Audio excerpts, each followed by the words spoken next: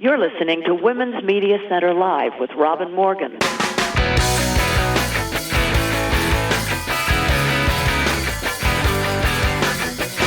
Welcome to Women's Media Center Live. I'm Robin Morgan. Welcome back after the hiatus. It feels real good to be starting our 8th season. Would you believe it? How time flies when you're making constructive political mischief. I hope your summer or winter, if you listen to this podcast in the Southern Hemisphere, was a good one. Mine was busy and creative, although I did catch up on my sleep quite a lot. I corrected galleys and then page proofs on my forthcoming new book.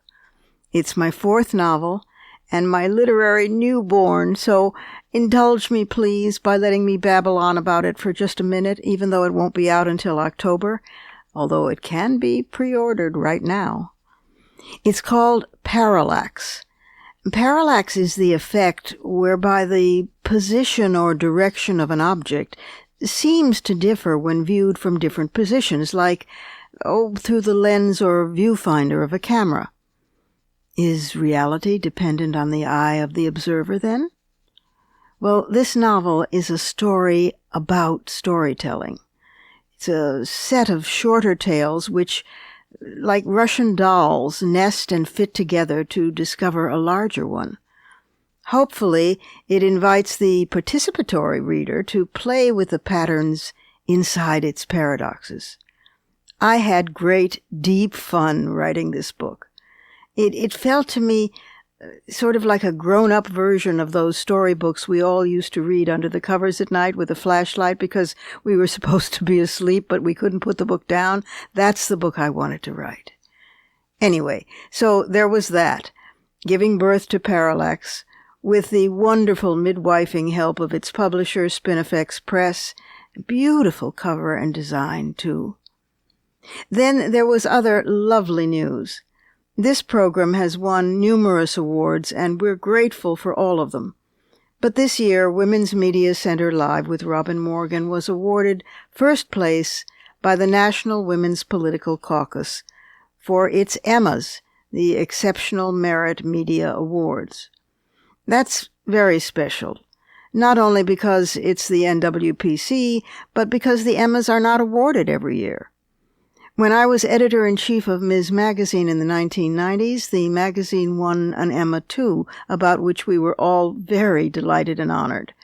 Now, the Women's Media Center, and particularly our gallant crew here at WMC Live, join me in expressing heartfelt thanks to the National Women's Political Caucus for recognizing the work we try to do here, attempting to model what truly free and representative media that addresses all, not just the male half, of the population might sound like. Thank you. Okay, that said, it's time to get down to our show. To be honest, the thought occurred to me this summer that it just might be refreshing to make WMC Live a Trump-free zone. No mention of him or his policies or his effect. Well, that's neither responsible nor possible in the real world, unless you're a proverbial ostrich. But instead, I promise you a balance in our coverage and commentary and guests so that we get replenishment for our spirits in the midst of our Trump exhaustion. After all, we need to restore our energy so we can turn all this around, and we will. That means, of course, that today we are going to visit the Surrealism Corner, yes, you bet, and we'll share fighting words. We have some amazing guests coming up this whole season, not the least of whom we start with today. Friend, sister, 85 years old and going strong feminist, one of my 2 co-founders of the Women's Media Center, Gloria Steinem. But before we get to any of that, we need to go look inside the headlines. So here we go.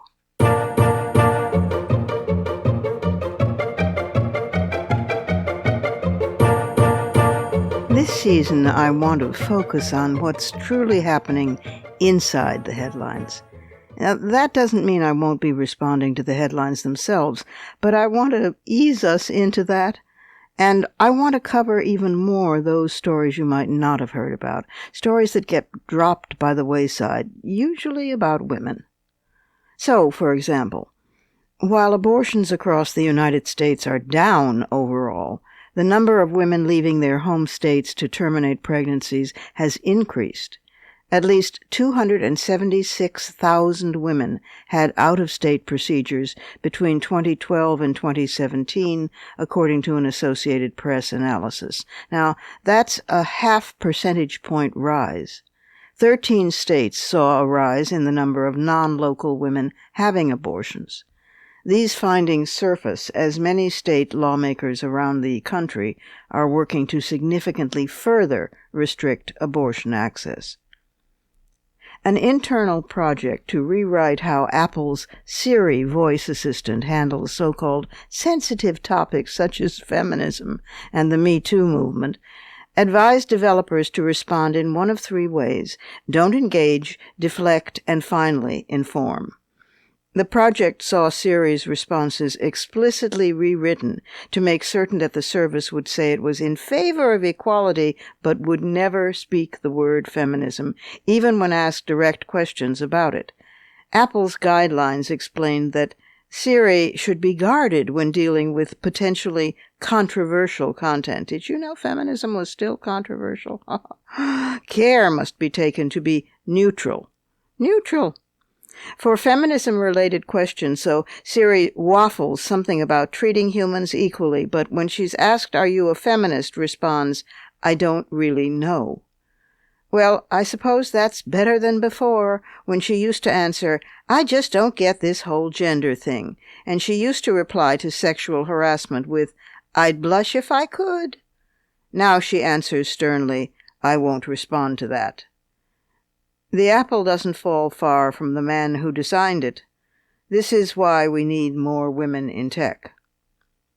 Can the churches actually be waking up?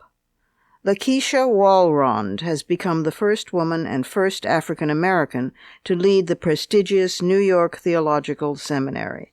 She got her start at the First Corinthian Baptist Church in Harlem, when she and her husband took over as pastors of a dwindling congregation and built it into 10,000 attendees at Sunday services, at mental health programs, yoga classes, and a free co-working space. Practical woman. Furthermore, a new social statement from the Evangelical Lutheran Church in America has labeled patriarchy and sexism sins and acknowledged the church's complicity in them. The social statement, called Faith, Sexism, and Justice, a Call to Action, you can find it online, was approved by the World Churchwide Assembly with 97% of the vote. The Reverend April Larson, the first woman bishop in the ELCA, spoke about changes she'd seen in the church in the 50 years since Lutherans began ordaining women in the United States. Looking abroad, let's glance at Europe first. The Netherlands passed a new law that bans burqas, niqabs, and other face coverings in schools, government offices, and hospitals. The penalty is a fine. This follows the example of several other European nations, including France, Germany, and Denmark. Dutch officials have admitted they won't enforce the law, or at least not prioritize it. The Interior Ministry announced that the government will evaluate the new law in 3 years, although it's not quite clear what there is to evaluate. There are a number of news items from Muslim societies, some good, some bad, some horrific, and some hopeful. Saudi Arabia announced that it would allow adult women to obtain passports, travel, and work without first securing the permission of a male relative. This cuts slightly into the kingdom's so-called guardianship system, which has long been a target of Saudi women's rights campaigners. The new regulations made by the Saudi cabinet are the latest in a series of steps by the de facto ruler, Crown Prince Mohammed bin Salman, following the grant of permission for women to drive just last year. Prince MBS wants to seem progressive and modern, while not so quietly ordering the murder of journalists as he allegedly did in the case of Jamal Khashoggi, and he still holds in prison and tortures the very same Saudi feminist leaders who for years pressured to bring about such changes in the first place. The cynical use of women as political pawns is hardly new, but MBS carries it to brazen extremes. The massive tent refugee camp Al-Hol in Syria is a microcosm and hotbed of hostilities between Islamists and other Muslims, particularly among women. Approximately 20,000 women and 50,000 children who had previously lived under the caliphate are kept in poverty conditions at the camp, which is operated and guarded by 400 United States-supported Kurdish troops. ISIS men are imprisoned elsewhere, but the women inside the camp are now reimposing ISIS strictures on those they deem insufficiently religious, and they're imposing beatings and other punishments. Women are threatened for being in contact with lawyers who might get them out of the camp, or even for speaking with outsiders. A pregnant Indonesian woman was murdered, and images of her body suggest she was whipped to death. Kurdish officials say, quote, "We can contain the women, but we can't control their ideology. There were many types of people who came here, and some of them were princesses among ISIS," close quote. These women are training the children to play at being ISIS soldiers with weapons made from water pipes and with imitation ISIS flags. Many of the women prisoners were captives forced to marry ISIS soldiers in order to survive, and they're Arabs and Asians and Africans, Europeans, and North Americans. But the controlling women who pride themselves on continuing the message of ISIS online urge brothers to, quote, "light the fire and free us from these prisons." And to you, they add, women of the Mujahideen, you think you have imprisoned us in your rotten camp, but we are a ticking time bomb. You wait and see. Meanwhile, earlier this month, the cost of a discriminatory state policy in Iran became hideously clear. The ghastly death of Sahar Khodayari, who set herself on fire in Tehran on September 10th because she thought she would have to serve jail time for trying to watch a soccer match, has ignited protests. Iran's government has ignored calls for years to lift that discriminatory ban on having women in stadiums, but the protests are now centering on FIFA to demand that Iran lift the ban once and for all. Khodayari, age 29, was bipolar, and her family has said that authorities ignored documents the family presented to the court regarding her mental state. She was being prosecuted as a healthy person because she cursed at the guards. Khodai got nicknamed the Blue Girl on social media networks because she wore her team's signature blue color on the day she was arrested. Iran-based press outlets were told they could no longer report on this story once it had made international headlines. Iran is the only country in the world that bans women from stadiums. Last, a touching, inspiring story about Muslim grandmothers in Turkey. Umiye Koçak, age 62, from the village of Arslanköy in the Mediterranean province of Mersin, recently began rehearsals for her new play called Mother, the Sky is Pierced. She has written plays for many years, always aiming to change attitudes. Her previous work, performed with her All Grandmothers Theater troupe, has focused on such issues as poverty, domestic violence, and Alzheimer's disease, which is an illness mocked frequently in Turkish TV dramas. She won an award at a New York festival in 2013 with a film about the difficulties of women's lives in a Turkish village. Kolchak grew up in a conservative rural area and only had a primary education by chance, because back then each family was required to send one girl to school. That was a legacy of Ataturk. And she had a father who was open-minded and took all his children to the cinema, which sparked her love of drama. When she first arrived in Arslanko village as a young bride, she noticed that women had to do all the work in the fields as well as at home, and she thought, I have to make the voices of these women heard. So much for stereotypes about art as elite or about age as washed up. I have to make the voices of these women heard.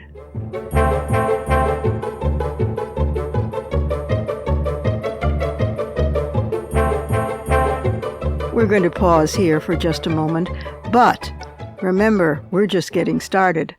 Fighting Words is ahead, and my special guest for the conversation, Gloria Steinem.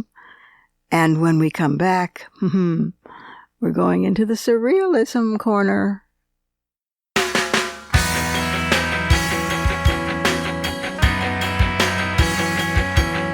Subscribe to this program on your favorite podcast platform and leave us a review. Follow us on Twitter at WMC Live, like our Facebook page at facebook.com/WMC Live, and visit us at WMClive.com for more information about our show and our guests. You're listening to Women's Media Center Live with Robin Morgan.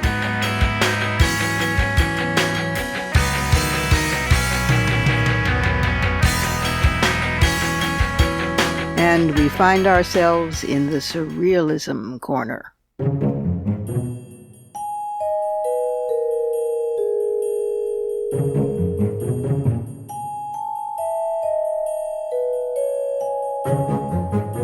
Let's start with Poland. Now, I don't mean to dump on Poland. My maternal grandparents may just have come from there, or maybe it was Russia. Nobody was quite certain, since it all depended on from which direction the Cossacks were galloping that month. And after all, Poland produced Marie Curie and Chopin. But lately, Poland seems to be going a little bit wacko.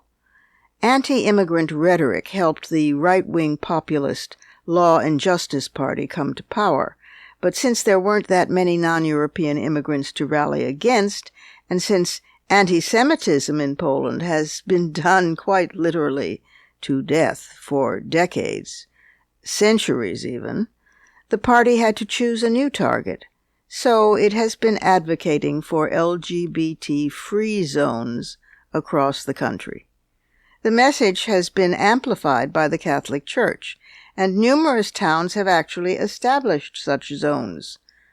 Poland's justice minister ordered an investigation of the IKEA furniture firm for having fired an employee who expressed homophobic views. Poland's constitutional tribunal ruled in favor of a printer who refused to produce posters for an LGBTQ foundation. Apparently, it's quite urgent to have new scapegoats to hate, since there's an election coming up this fall.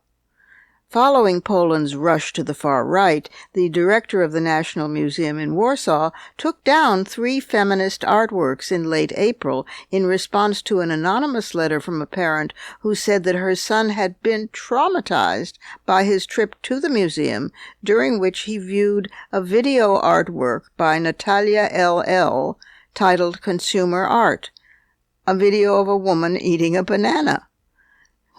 Well, after Polish women took to social media to post banana-eating selfies, and there was a mass banana-eating protest held outside the museum, the works were temporarily reinstalled.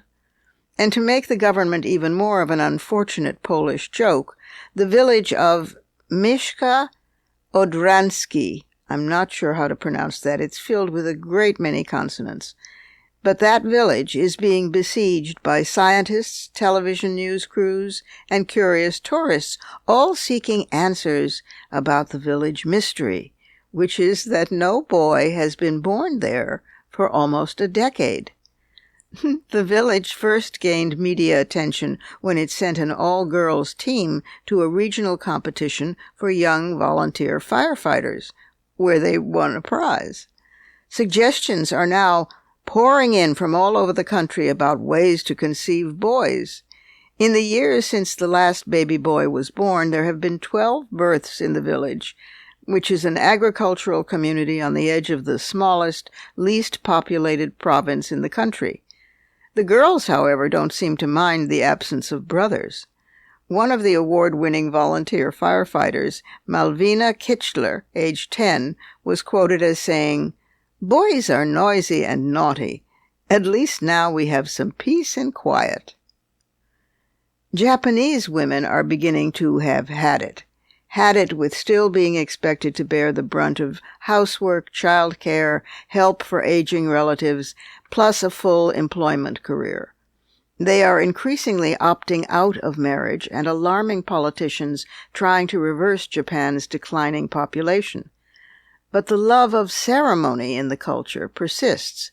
So Japanese women have devised a brand new wedding ceremony, complete with fancy white gown, lace veil, flowers, bridesmaids, and friends gathered to witness a public declaration of love for the bride's single self.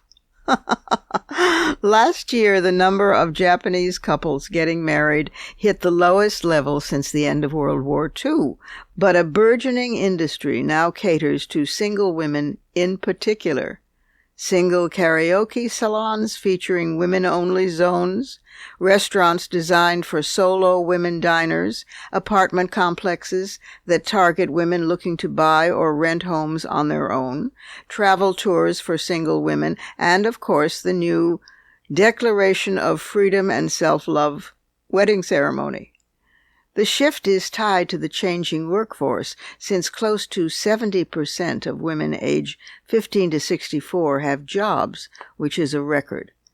Maybe the ceremony will catch on internationally.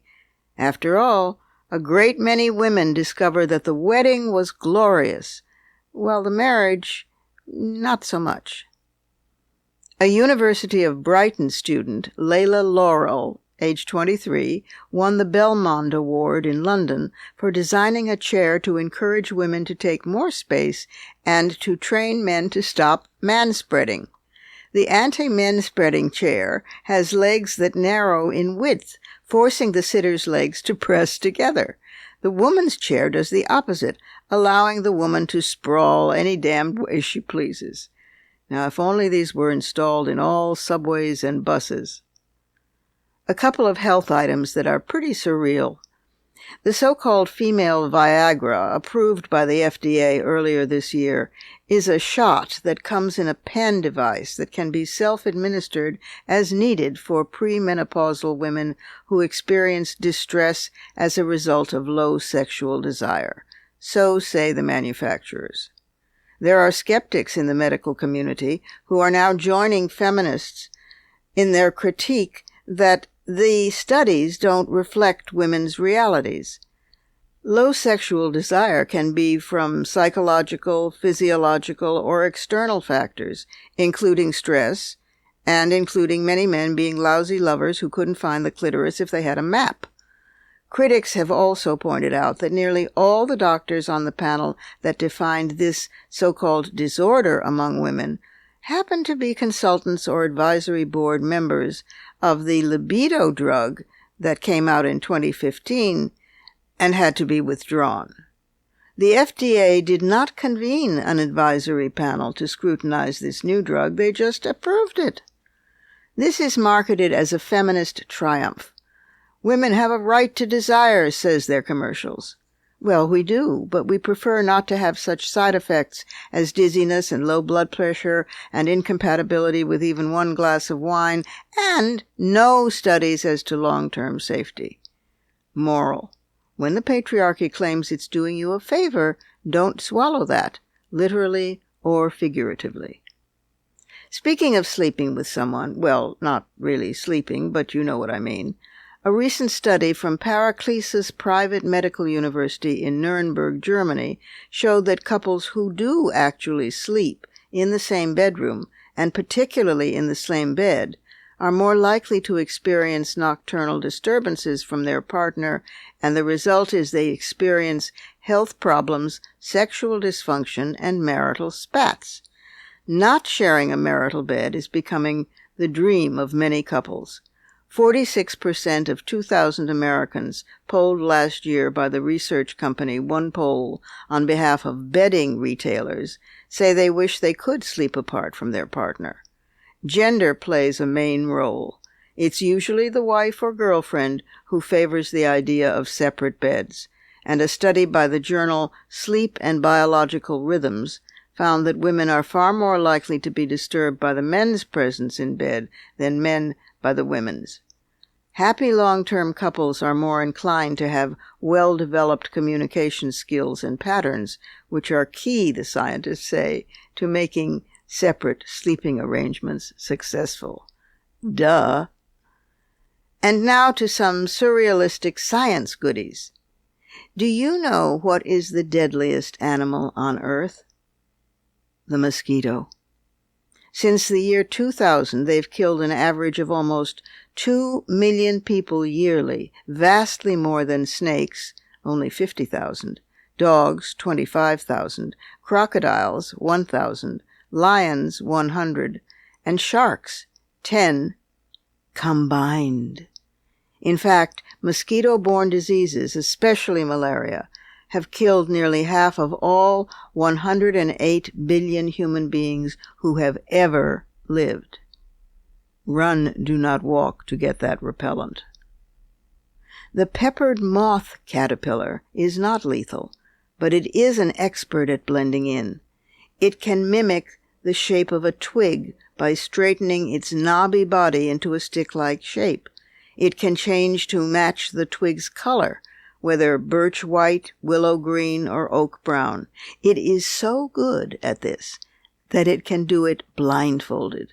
Literally, the caterpillars sense the color of their surroundings, not only with their eyes, but also with their skin. That is awesome. Although I can't help wondering who would have thought of blindfolding a caterpillar.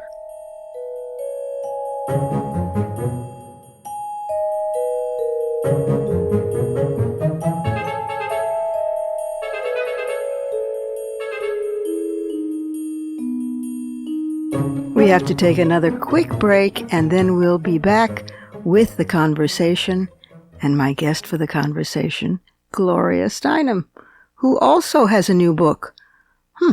We're nothing if not prolific. That's coming right up.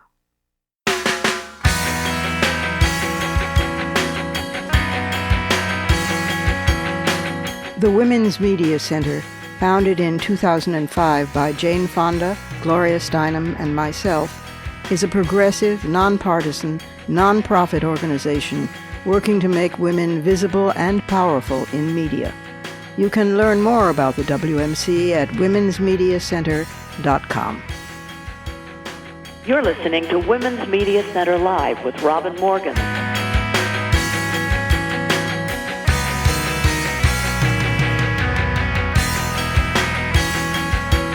You know, it would be really silly for me to introduce this guest. She who needs no introduction, Gloria Steinem. This I will say, we've been friends for close to 50 years now. And we've now added to our subjects of conversation arthritic aches in places we never knew we had, and dare we take short secret naps, and discussion of doctor's visits for sheer maintenance. These have been added to our usual subject matter for conversations, which always is various ways for us to save the world, and why women are clearly the ones to do it. In any event, here she is, with her new book, and with many plans for the future.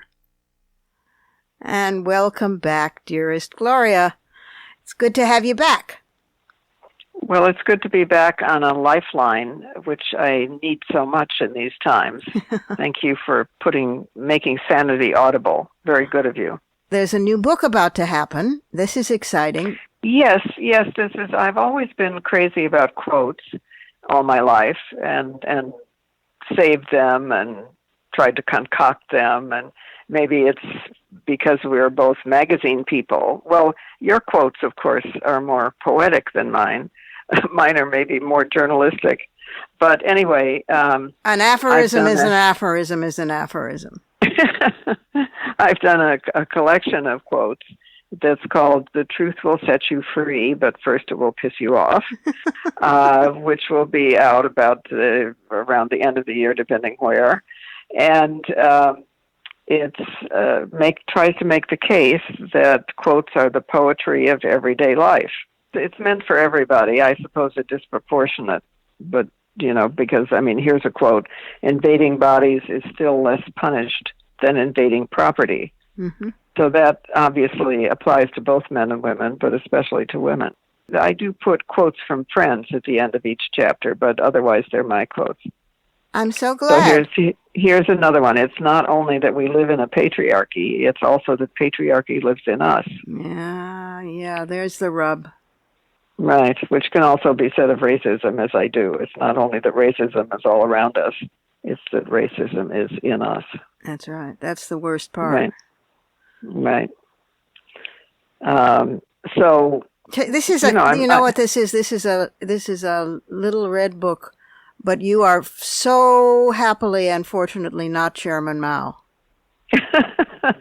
I hadn't thought of it that way, but that's well. Also, the other thing is that I'm trying to seduce other people, of course, into loving quotes. So at the end of the book, there are pages marked for left blank for quotes that you find and that you love, or that you make up yourself and that you love. Oh. And when does this come out? The Truth Will Set You Free, but first it will piss you off. Yes, I should. If I were a proper author, I would know the exact date, but it's the late fall. But you still are on roller skates. So what are you finding out there? Is the mobilization toward the elections as encouraging as I'm hearing and feeling? Well, that I always have to correct for the fact that I'm a hopeaholic, but I do think that there's more activism than I have ever seen in the past. Yeah. Because I do meet people who didn't vote before and are now campaigning or even running for office. Yeah. So, I think that this accidental and disastrous person we have in the White House has made a lot more people woke, as we say. Right. And really inspired a lot of energy. What worries me a little bit is that given the debates and all the Democratic candidates, the question people ask is, who are you voting for? Right. And I think what we have to say is, whoever is the candidate, we will work our hearts out. Well, any of those. I would work for any of those candidates. Listen. I would elect a gerbil. I would have buttons made up saying "gerbil for president." Anything. But an iguana, would make a fine president. Much better than Trump. But I thought we had been saying that. I guess we just need to say it more and more and more. Well, it's. I fear that we still look up too much instead of looking at each other, if you know what I mean. Instead of like we're waiting for instructions of what to do instead of saying, I'm going to do everything I can. Mm-hmm. So I think we need to work on that. Yeah. But other than that, I do feel that there's a lot of energy. What is the mystery is, to me, and I think to most people, is what's going to happen to the Republican Party, because of the people who vote in primaries as Republicans, as registered Republicans, Trump still has almost 90-degree support, even though in the country at large, he only has about 30% support. Well, and also don't forget that there are a lot of people have quietly left the Republican Party, so there's a smaller that's overall body of which that's a percentage. Because we do have a two-party system, and I'm hoping that what I think of as real Republicans, which you and I both remember from the old days. I do remember, yeah. Right? Disagreed with them, but they were just decent, principled people. I mean, some of them quite and wonderful. Actually, the Republicans supported the Equal Rights Amendment before the Democrats did. I know. Well, that's there was still Dixiecrats in those days too. So, yeah. Yes, that's right. But the only place I see the rational and responsible Republicans are in state governments. For instance, the governor of Illinois and the governor of Massachusetts. Mm-hmm. And not so much in Congress.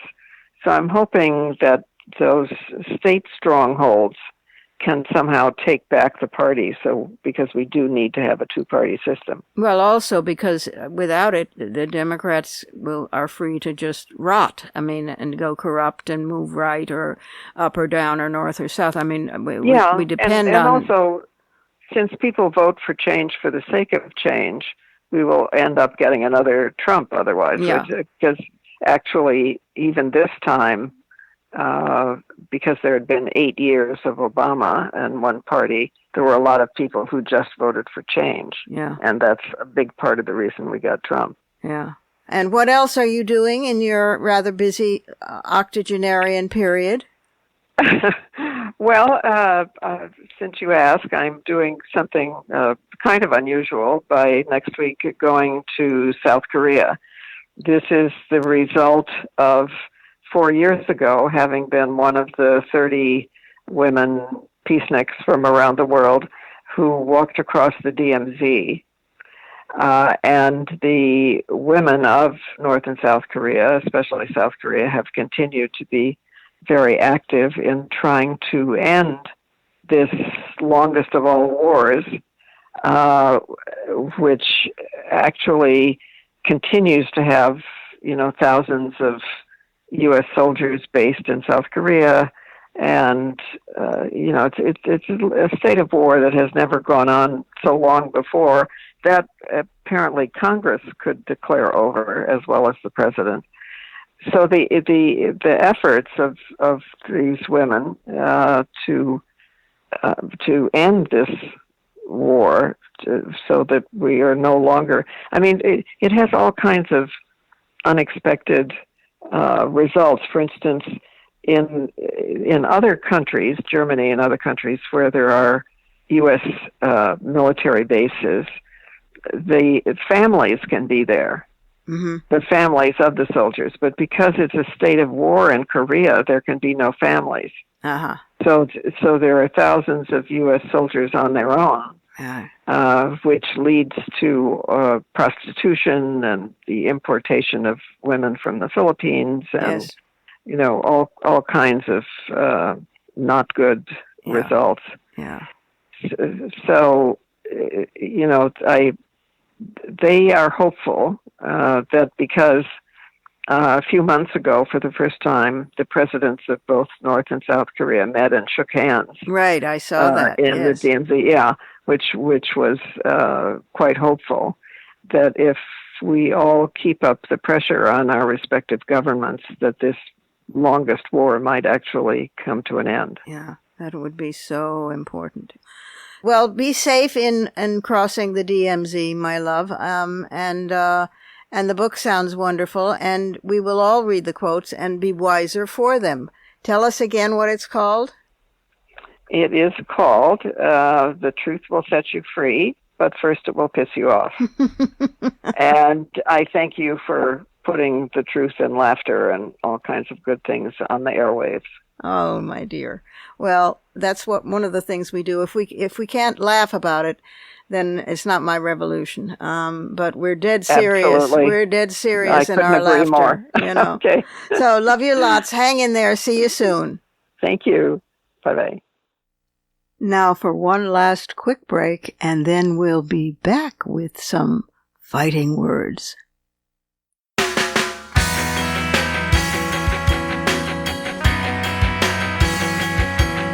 For the smartest talk about news, politics, sex, books, religion, race, and more, it's Women's Media Center Live with Robin Morgan. Audacious, witty, provocative, informative, and fun. It's Women's Media Center Live with Robin Morgan. Talk radio with a brain. And welcome back to some fighting words.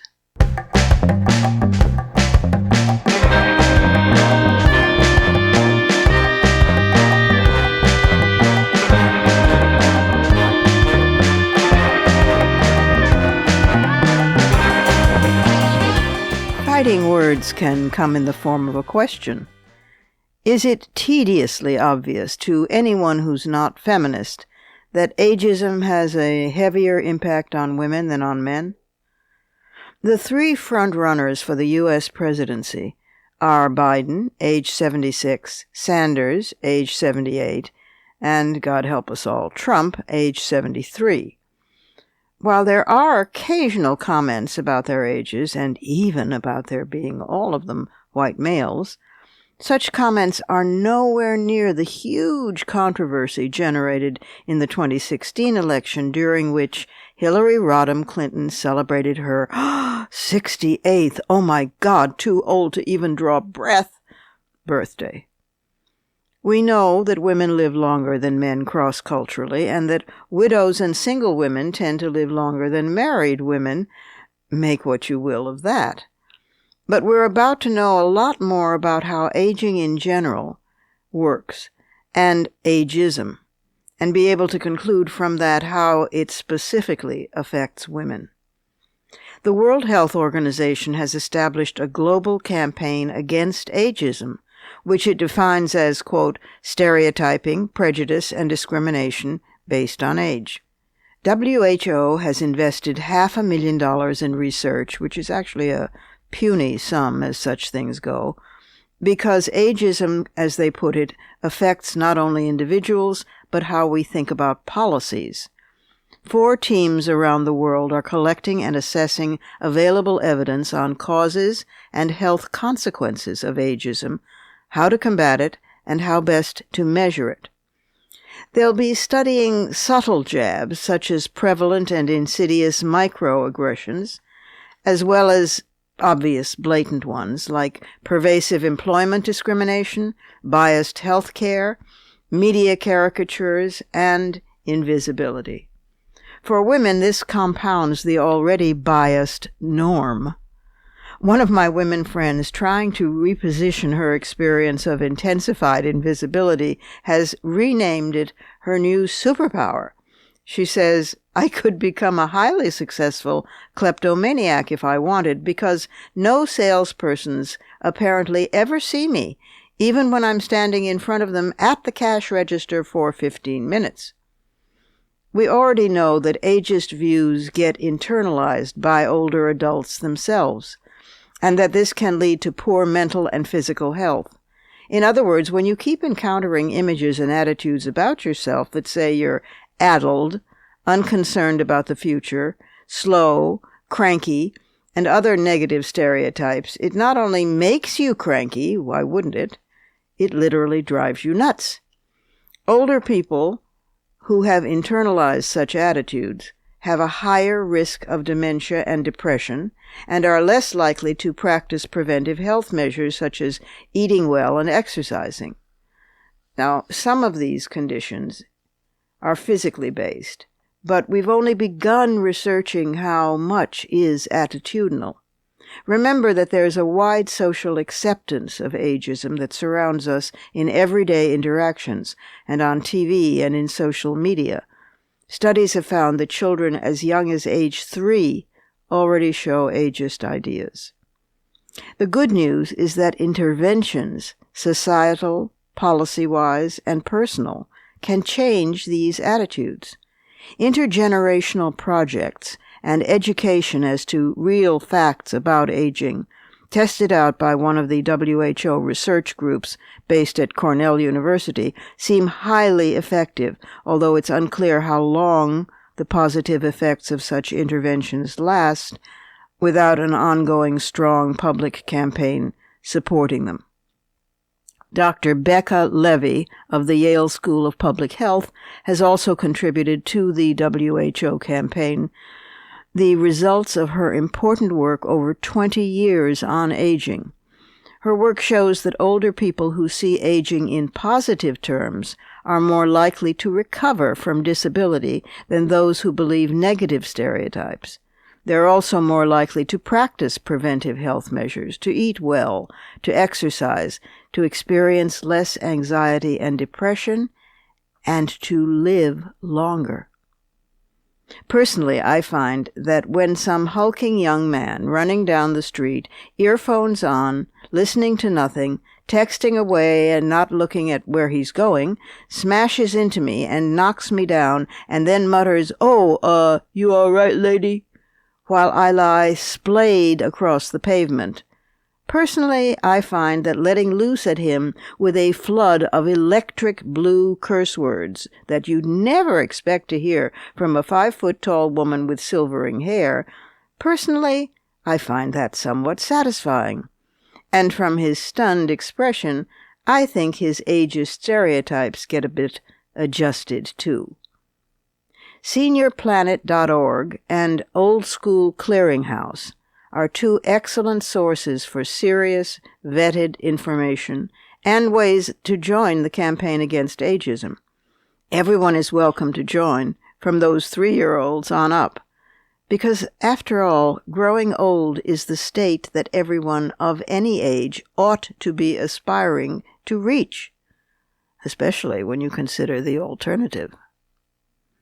Those are my fighting words. Add yours on Twitter, and remember to tag us at WMC Live and use the hashtag #FightingWords.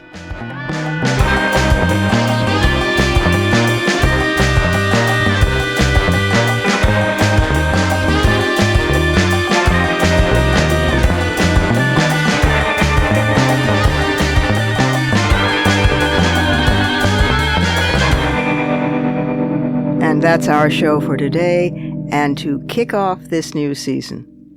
You can follow me on Twitter at @TheRobinMorgan and on Facebook at facebook.com/RobinMorgan.